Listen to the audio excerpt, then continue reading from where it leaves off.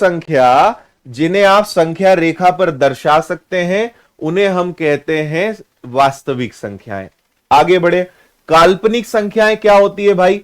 ये वो संख्याएं जो वास्तव में है नहीं लेकिन एक कल्पना की गई है। हालांकि ये संख्याएं भी एक काल्पनिक है, बट ये हमारी डे टू डे लाइफ में यूज आती है, व्यवहारिक है, तो वो सब रियल नंबर्स हैं। 1 2 3 4 5 6 7 8 -1 -2 ये सब हो गई। काल्पनिक संख्याएं क्या होगी? जैसे आपने कभी ऐसी कोई संख्या अपने व्यवहारिक जीवन में यूज करी है क्या? -1 के ऊपर अंडर रूट, ऐसी कोई संख्या हम यूज नहीं करते, लेकिन मैथमेटिक्स में इसको बोलते हैं आयोटा, IOTA। फुल फॉर्म इसका क्या होता है? IOTA, इसको बोलते हैं आयोटा। अब ये काल्पनिक संख्या है। अगर आप मेडिकल इंजीनियरिंग वाली फील्ड में जाते, IIT JEE की तैयारी करते, तो फिर वहां पे इस लेवल का भी मैथ्स आपको पढ़ना पड़ता है, लेकिन ये हमारे इस कंपटीशन एग्जाम्स में नहीं है। मिश्रित संख्याएं क्या हो जाएंगी? दो इन दोनों से मिक्स होके बन जाए। भाई मैंने कहा 5 प्लस आयोटा, अब ये क्या है? ये मिश्रित संख्या है। 5 क्या है? वास्तविक संख्या। आई क्या है? काल्पनिक संख्या। और अगर दोनों जुड़ गए तो क्या बन गया? मिश्रित संख्या, है ना। बस इतना इनको समझें और अब हम इसकी गहराई में जाएंगे और सिर्फ वास्तविक संख्याएं यानी जो रियल नंबर्स हैं, हम सिर्फ इनकी ही बात करने वाले हैं आज पूरे सेशन में। चलिए आगे बढ़ते हैं। अब देखिए वास्तविक संख्याएं जो हैं उनके कैसे कैसे क्लासिफिकेशंस है, बहुत डिटेल में मैं आपको पढ़ाऊंगा। और आप में से जिन लोगों ने पहली बार इस चैप्टर को पढ़ने जा रहे हो या मुझसे आप पहली बार पढ़ रहे हो, आप बोलोगे सर कितनी सारी चीजें जो हमें आज तक पता ही नहीं थी। आज बहुत सारी नई चीजें आप सीखेंगे अगर इस चैप्टर को आप पहली बार पढ़ रहे हैं तो, या मुझसे आप पहली बार पढ़ रहे हैं तो। देखिए अगर हम आगे बात करें तो यहां पे हमें काल्पनिक संख्याएं दो हिस्सों में बटा हुआ दिखेगा।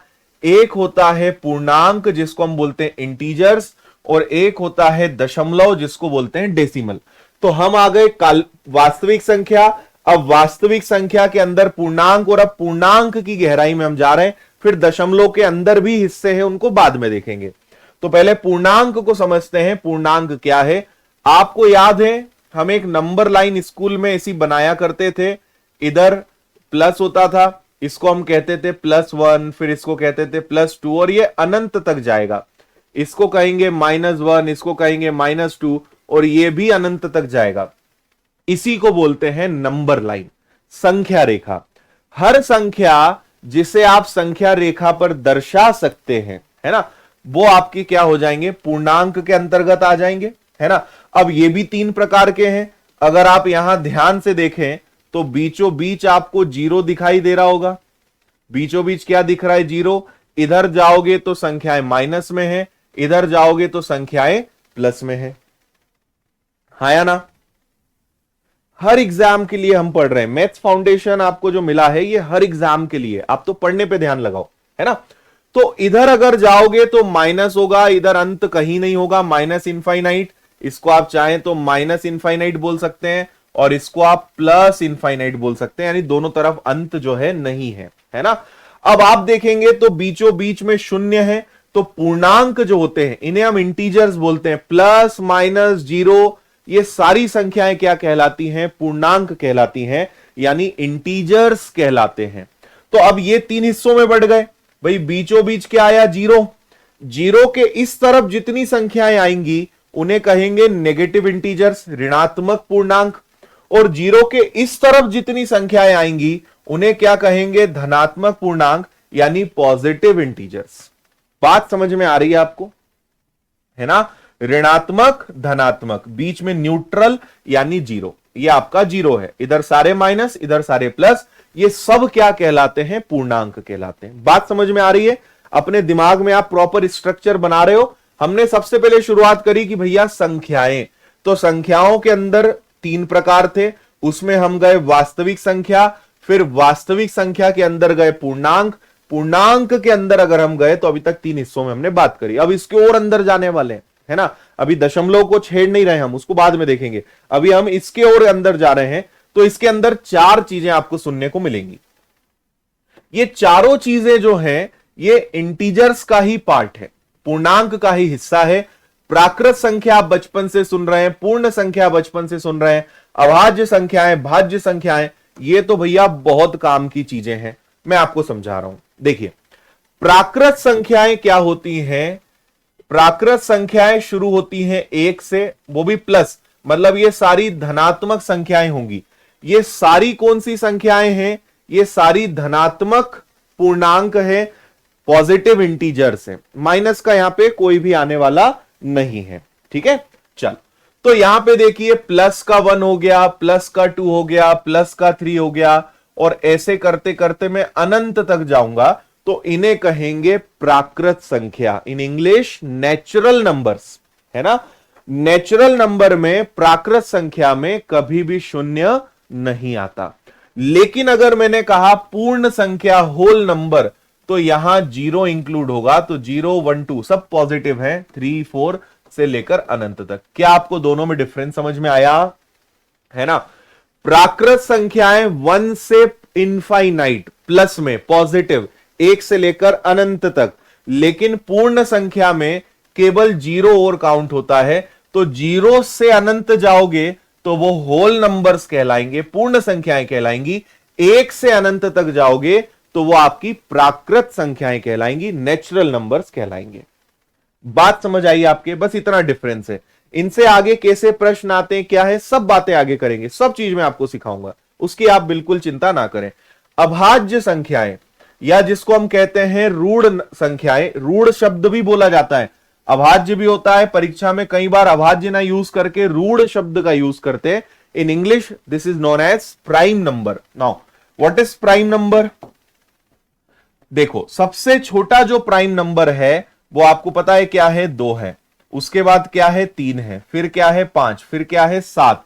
फिर क्या है? 11। फिर क्या है? 13। फिर क्या है? 17। फिर क्या है? 19, और ये चलता जाएगा। अब कई लोग बोलेंगे सर क्या प्राइम नंबर्स विषम संख्याएं होती हैं? नहीं, अभाज्य संख्याएं प्राइम नंबर्स यानी ऐसी संख्याएं जिसमें किसी दूसरी संख्या का भाग ना जाए। ठीक है, ऐसी संख्याएं जिसमें किसी भी दूसरी संख्या का भाग ना जाए। भाई मुझे बताओ कि क्या 11 में किसी संख्या का भाग जाता है? 1 की बात मत करो, 1 को छोड़ दो, मैं भी आपको बता रहा हूं कि 1 क्यों नहीं यहां पे लिखा है, उसका प्रूफ भी मैं आपको दूंगा, एक्सप्लेनेशन भी दूंगा। अभी जो मैं आपसे बोल रहा हूं बस उसको ध्यान से सुनो। मैंने क्या कहा कि हर वो संख्या जो किसी और संख्या से विभाजित ही ना हो, 1 को छोड़कर। 13 में किसी का भाग जा सकता है, किसी का नहीं जा सकता। 17 में किसी का भाग जा सकता है, भाई खुद 17 का जाएगा या 1 का जाएगा। इसके अलावा दुनिया में कोई संख्या नहीं है जो 17 में भाग दे दे पूरा पूरा, है ना।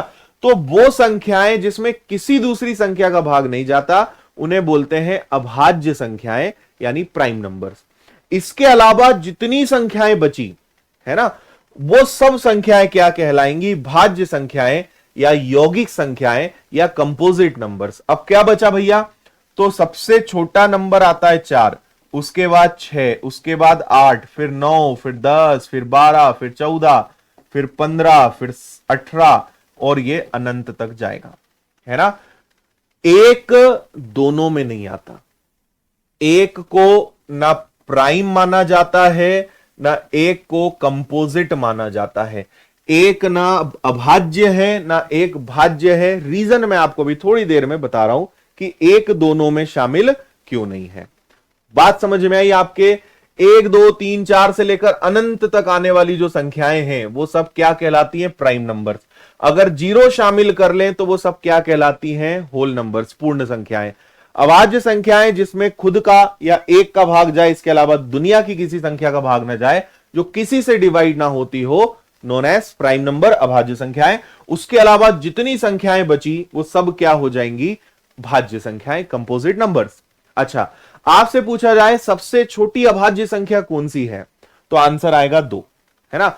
सबसे बड़ी अभाज्य संख्या कौन सी है, तो उसका आंसर आएगा इनफाइनाइट। कितनी भी बड़ी संख्या हो सकती है। सबसे छोटा कंपोजिट नंबर, सबसे छोटी भाज्य संख्या, तो आंसर क्या आ जाएगा? 4, है ना। अच्छा, 2 एकमात्र सम संख्या है अभाज्य संख्याओं में, ओनली इवन नंबर। इसके बाद कभी इवन इवन नंबर नहीं आएगा। 2 पहला, आखिरी, सबसे छोटा, सबसे बड़ा, एकमात्र सम संख्या है, सिंगल इवन नंबर है। इसके आगे जितने भी नंबर्स आएंगे वो सब विषम आएंगे।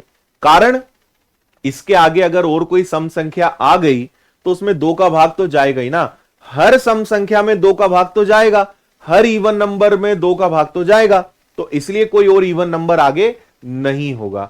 2 में किसी और का भाग नहीं जाएगा, लेकिन आगे कोई भी इवन नंबर आ गया तो उसमें 2 का भाग चला जाएगा। इसलिए 2 को हम क्या कहते हैं कि ये एकमात्र सम संख्या है। इसके आगे जितने भी नंबर आएंगे वो सब के सब क्या होंगे, विषम होंगे, ऑड नंबर्स होंगे। बात ओके है, क्लियर है आपको यहां तक। अब मैं आपको यह बताना चाहता हूं कि एक्चुअल में यह अभाज्य भाज्य का कंसेप्ट आया कहां से और क्यों एक को दोनों में नहीं रखा जाता है, या किसी संख्या को इनका हिस्सा बनना है तो इनकी क्या रिक्वायरमेंट है, क्या डिमांड है, वो मैं आपको बताता हूं। कुछ इंटरेस्टिंग फैक्ट्स मैं आपको बताता हूं, ध्यान से सुनिएगा। अभाज्य संख्याओं का कहना है कि सर हमारे परिवार में वही जुड़ सकता है जिसके ओनली 2 फैक्टर्स हो, जिसके सिर्फ 2 फैक्टर्स हो, सर वो हमारा हिस्सा बन सकता है। तो भाई हमने कहा कि अच्छा बताओ जरा 2 का क्या होगा, तो देखो 2 में 1 का भाग जाता है, 2 में 2 का भाग जाता है। फिर हमने कहा अच्छा चलो तुमने 19 को भी तो लिया था, तो 19 में 1 का भाग जाता है, 19 में 19 का भाग जाता है। फिर हमने कहा कि भाई क्या 29 भी हो सकता है क्या, तो ये बोलेंगे हाँ सर 29 भी हो सकता है, क्योंकि उसमें 1 और 29 का ही भाग जाएगा। आप इनमें से कोई भी संख्या ले लेना, उसके ओनली 2 फैक्टर्स होंगे, सिर्फ 2 गुणनखंड होंगे, सिर्फ 2 संख्याएं होंगी जिसमें उनका भाग जाएगा। तो इन्होंने कहा कि सर हमारे परिवार में अगर किसी को आना है तो उसके 2 फैक्टर्स होने ही चाहिए, 2 से कम भी नहीं चलेंगे, 2 से ज्यादा भी नहीं होने चाहिए सर। तो हमारा जो एक वाला भाई है ये गया, इसने इनसे कहा कि मुझे तुम्हारे परिवार में ले लो, तो इन्होंने कहा 2 फैक्टर्स दो, तो इसने कहा 2 तो नहीं है, मैं तो खुद एक ही हूं, तो इन्होंने कहा सॉरी तुम्हें हम अपने परिवार में नहीं ले सकते। तो एक इस कारण जो है इनके परिवार में नहीं आता, क्योंकि जिनके 2 फैक्टर्स होंगे एक में 1 का ही भाग जाएगा और किसका जाएगा, तो इसलिए वो इनके परिवार में नहीं आ सकता। फिर वो गया इधर कि इनसे कहा कि मुझे तुम अपने परिवार में ले लो, तो इन्होंने कहा कि भैया हमारे परिवार की शर्तें और अलग है, हमारे में मिनिमम 3 फैक्टर्स होना चाहिए, मिनिमम 3 फैक्टर्स होना चाहिए, और मैक्सिमम कितने भी चलेंगे। अगर तुम्हें हमारे परिवार में आना है तो तुम्हारे पास 3 फैक्टर्स होने चाहिए। तो एक ने बोला कि सिद्ध करके बताओ, तो इन्होंने कहा ये लो, ये देखो 4, 4 में 1 का भाग भी जाता है, 4 में 2 का भाग भी जाता है, 4 में 4 का भाग भी जाता है। फिर उसने कहा कि अच्छा 12 का बताओ, तो 12 ने कहा कि भैया 1 का भाग भी जाएगा, 2 का भाग भी जाएगा, 3 का भाग भी जाएगा, 4 का भाग भी जाएगा, 6 का भाग भी जाएगा, और खुद 12 का भाग भी जाएगा। मैंने क्या शब्द का प्रयोग करा, मिनिमम 3, कम से कम 3 होना चाहिए, 3 से ज्यादा भी होगा तो चलेगा, मिनिमम 3 होना चाहिए, है ना। तो कम से कम 3 फैक्टर्स होने चाहिए और 3 से ज्यादा होगा तो चलेगा।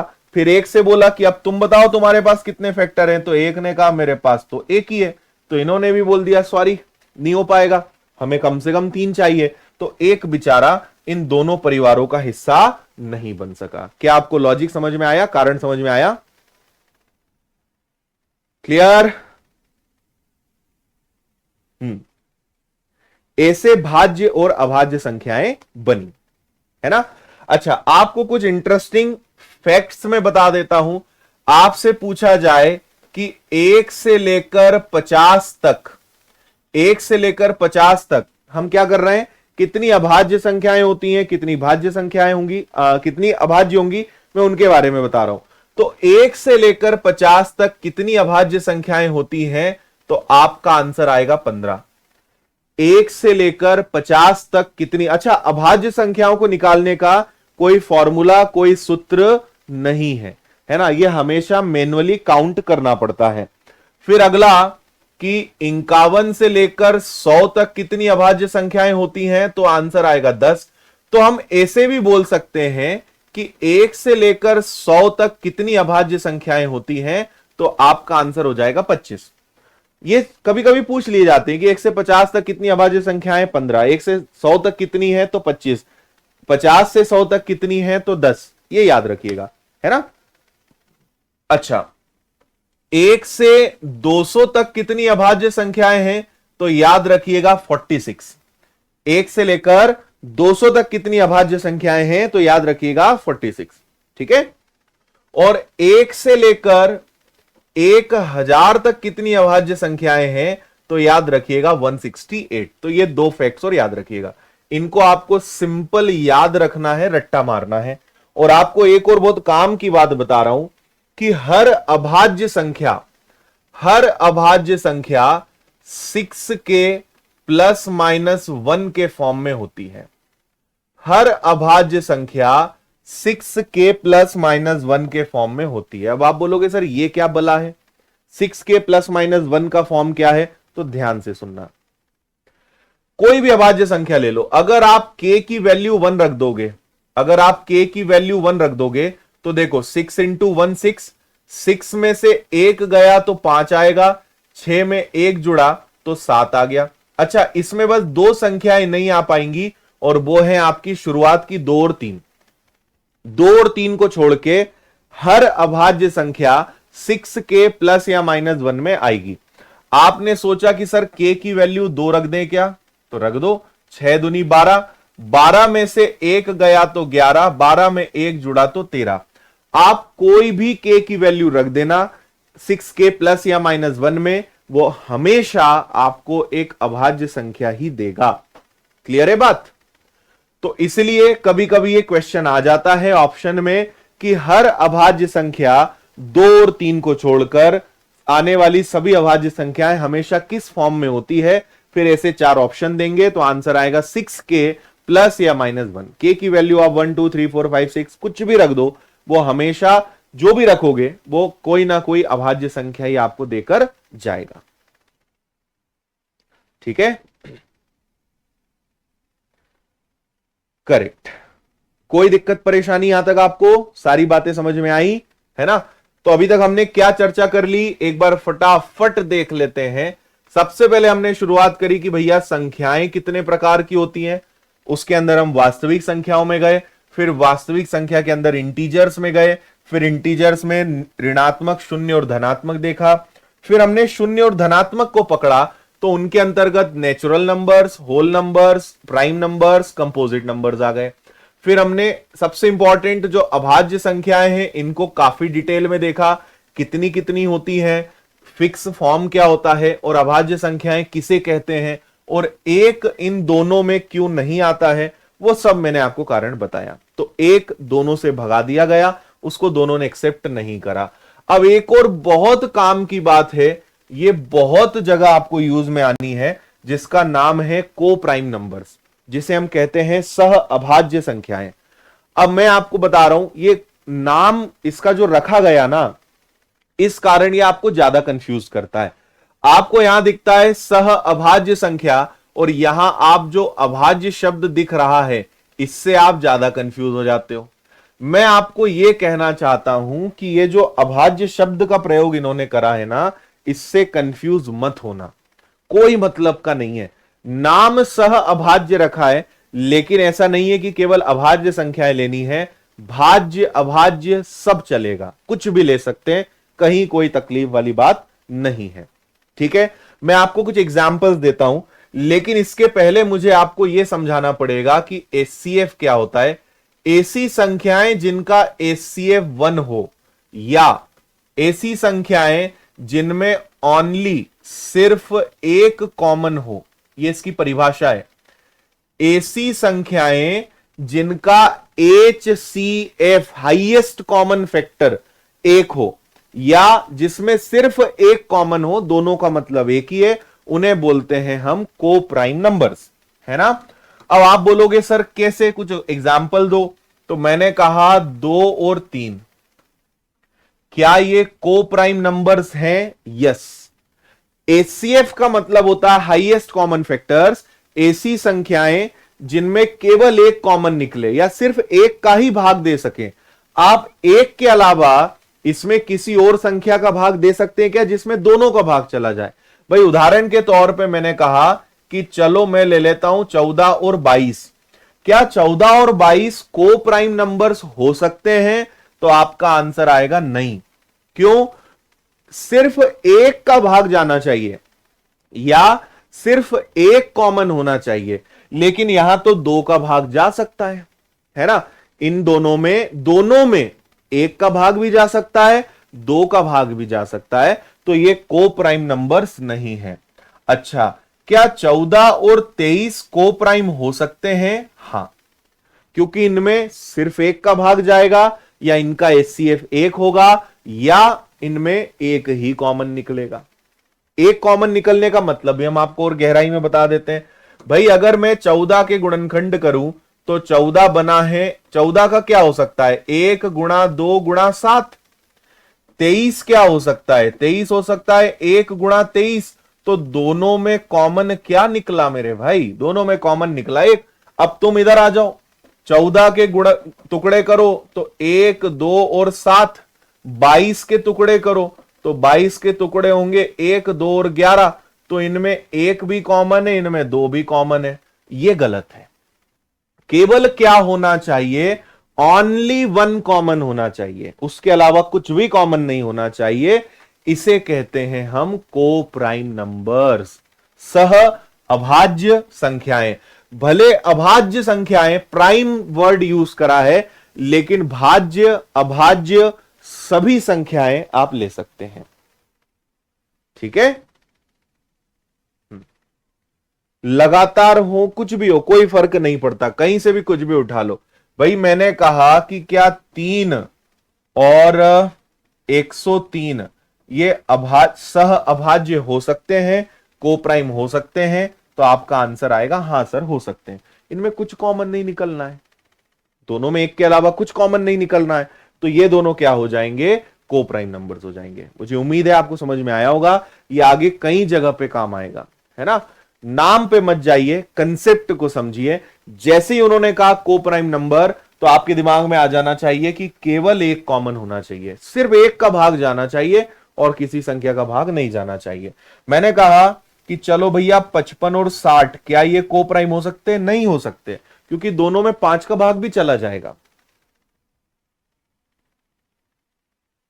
ठीक है,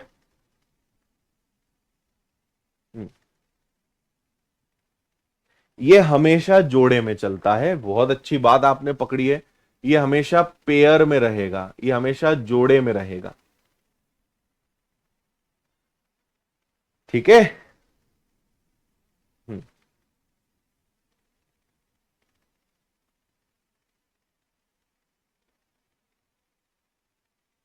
करेक्ट।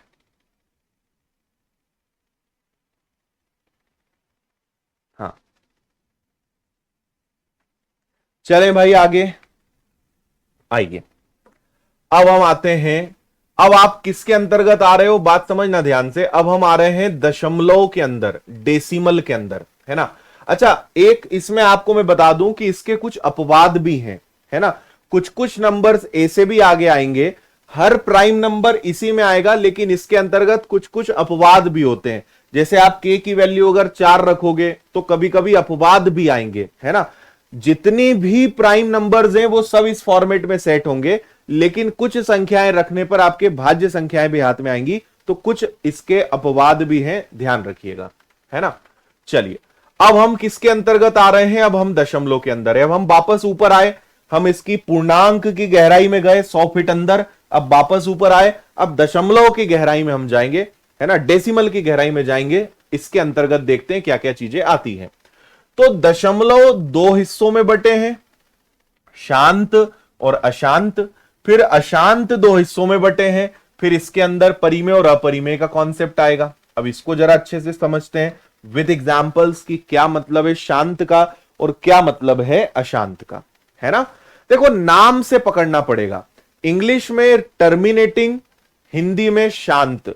शांत का मतलब यहां पे चुप बैठने से नहीं है, शांत का मतलब है जिसका कोई अंत हो, जो किसी एक जगह पे जाके रुक जाए, अंत आ जाए, उसको कहेंगे शांत। जिसका कोई अंत ही ना आए उसे कहेंगे अशांत। फॉर एग्जाम्पल, मैंने आपसे कहा कि भैया 1 में 2 का भाग दो, तो आप कहोगे सर 0.5। मैं कहूंगा 1 में 3 का भाग दो, तो आप कहोगे सर 0.333333। क्या इसका कोई अंत है? ये उदाहरण है शांत का और ये उदाहरण है अशांत का। भावनाएं समझे आप? जो कट पिट के निपट सुलझ जाए, जिसका अंत सुनिश्चित है ना, जो एक सीमा पे जाके रुक जाए, पूरा पूरा भाग चला जाए, उसको शांत कहेंगे। जो चलता ही जाए, कोई अंत ही नहीं है, उसको क्या कहेंगे? अशांत कहेंगे। तो जैसे मैंने कहा 0.5, ठीक बात है। 0.64, ठीक है। 0.125, ठीक है। इनका अंत है, इससे आगे नहीं है। लेकिन अशांत में क्या होगा?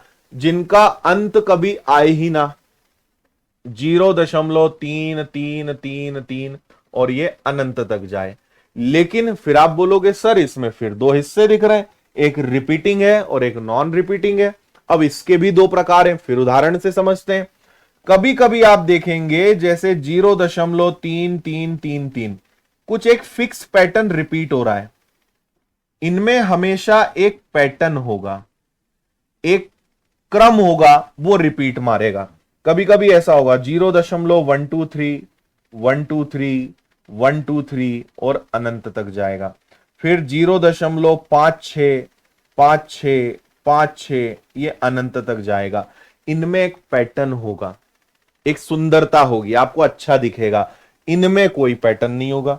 ये तो कुछ तो भी भागेंगे, है ना, ये ऐसे भागेंगे 0 कभी कभी होता है ना, कुछ भी आ रहा है 6 7 1 3 5 4 9 2 3 3 4, कुछ भी आ रहा है, कुछ भी आ रहा है, इसको बोलेंगे नॉन टर्मिनेटिंग, नॉन रिपीटिंग, है ना। ना कोई अंत है, ना कोई सुंदरता है, ना कोई पैटर्न है, कुछ भी चल रहा है और ना खत्म होने की बात कर रहा है। ये भी कभी खत्म नहीं होंगे, लेकिन सुंदर है, दिखने में अच्छे लग रहे हैं, पैटर्न है ना। और इनका तो अंत है। क्या तीनों बातें समझ में आई आपके? शांत जिनका अंत है ना, जो एक जगह पे जाके थम जाते हैं। ये दोनों नहीं थमते, लेकिन एक सुंदर है और एक कोई काम का नहीं है अपने। समझ में आई बात? अब इनकी गहराई में चले, है ना। अब यहीं से पता है क्या है, एक बार का कंसेप्ट निकल के आता है। आपने कभी ध्यान दिया है? कभी कभी हम क्या करते हैं, जैसे ये है, इसको हम कह सकते हैं 0.3 के ऊपर बार। बार का मतलब ही होता है जो बार बार आए। इसको भी पढ़ेंगे इस चैप्टर में डिटेल में।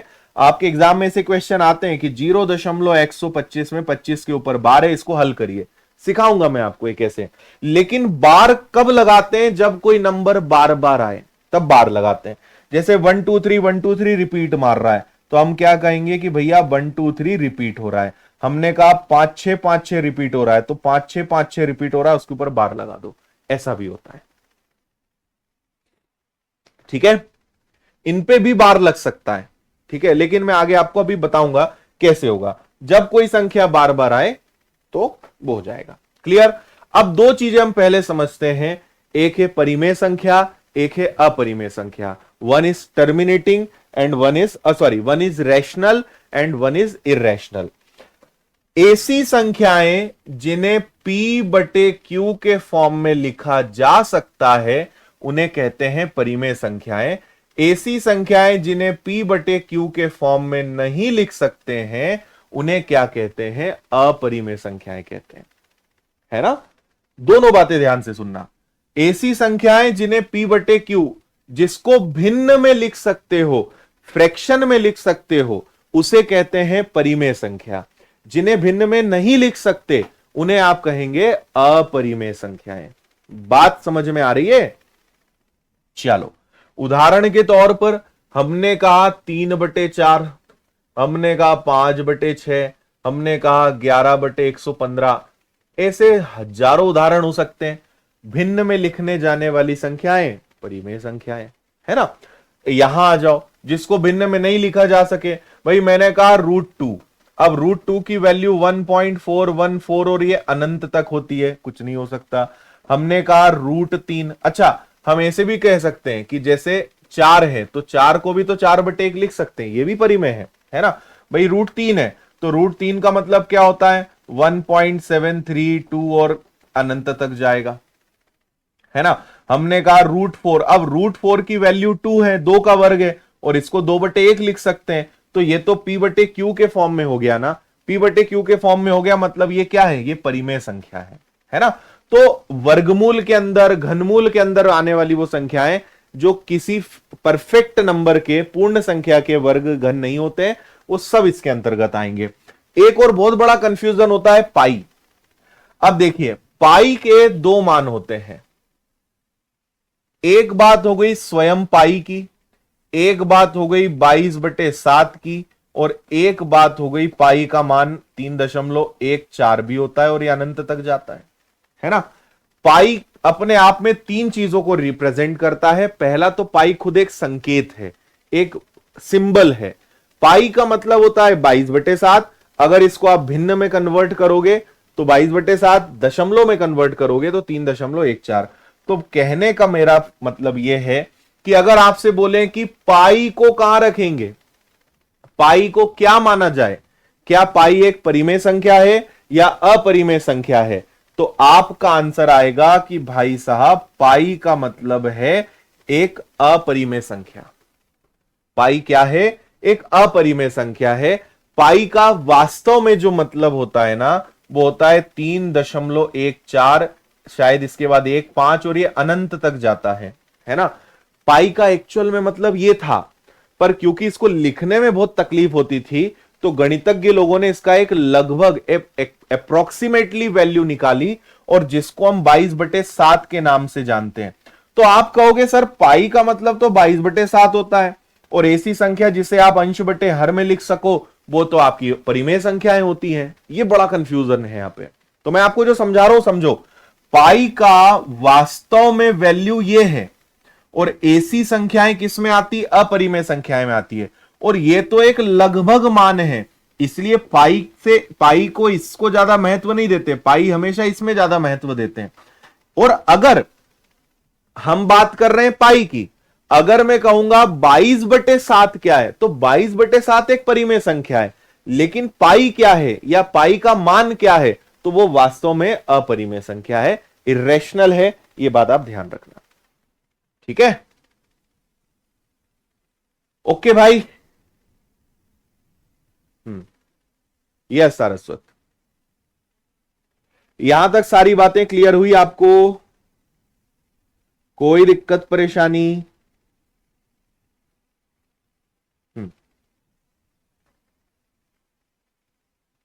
देखो 22/7 एक फ्रैक्शन है, भिन्न है, सही है। हम 22/7 कहेंगे तो वो परिमेय है, लेकिन पाई क्या है, पाई की वैल्यू क्या है, ये दोनों अपरिमेय है ना। फिर भी समझ ना आए तो फिर आपको रट्टा मारना पड़ेगा।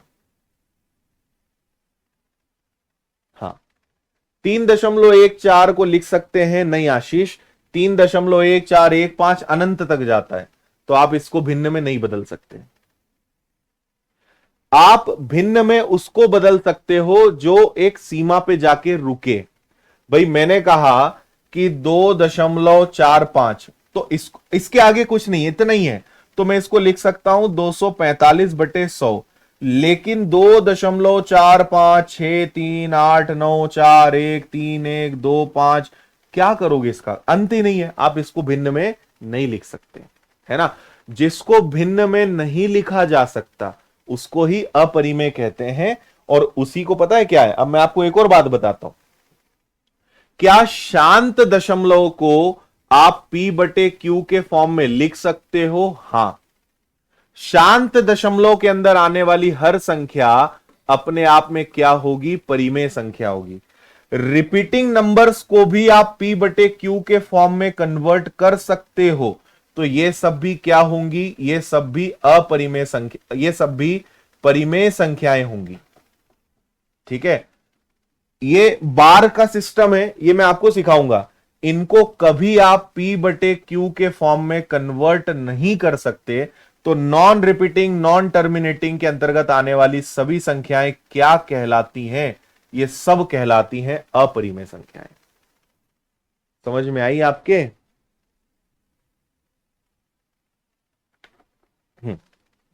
क्लियर?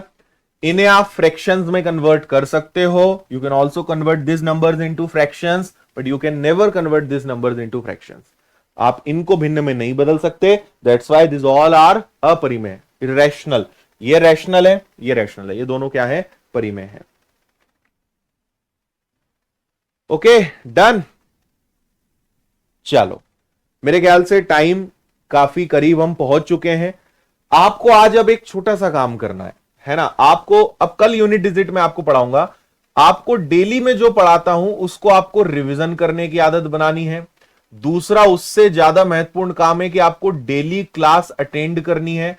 आप लाइव देखिए, समय है तो. आपके पास समय नहीं है, आप बाद में रिकॉर्डेड देखिए, कोई फर्क नहीं पड़ता, दोनों में कोई डिफरेंस नहीं है.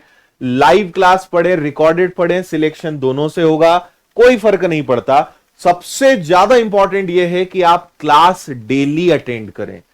रोज का काम रोज खत्म करें, चाहे लाइव देखें चाहे रिकॉर्डेड देखें.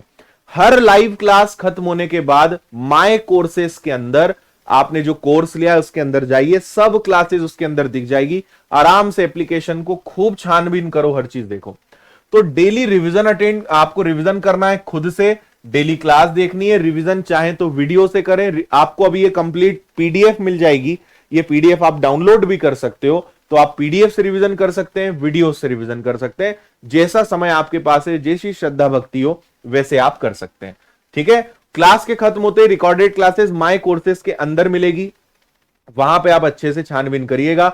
डे टू डे क्लासेस आपको मिलेंगी, क्लासेस की पीडीएफ आपको मिलेंगी. और एक समय पे दो दो क्लास चल रही है, उसका कारण मैं बता चुका हूं कि आपको मैथ्स फाउंडेशन, ये जो क्लास है ये मैथ्स फाउंडेशन का पार्ट है. आपको मैथ्स फाउंडेशन का कोर्स फ्री मिला है, इसीलिए मैथ्स फाउंडेशन की क्लासेस भी आपको दूसरी क्लासों, केवल मैथ्स की क्लास जो है दूसरी क्लास के साथ जो है वेरी करेगी, मतलब ये आप उसको काटेगी. तो आप ध्यान रखें, कोई भी एक क्लास अटेंड करें, एक क्लास आप बाद में रिकॉर्डेड देख लें. ठीक है? अच्छा,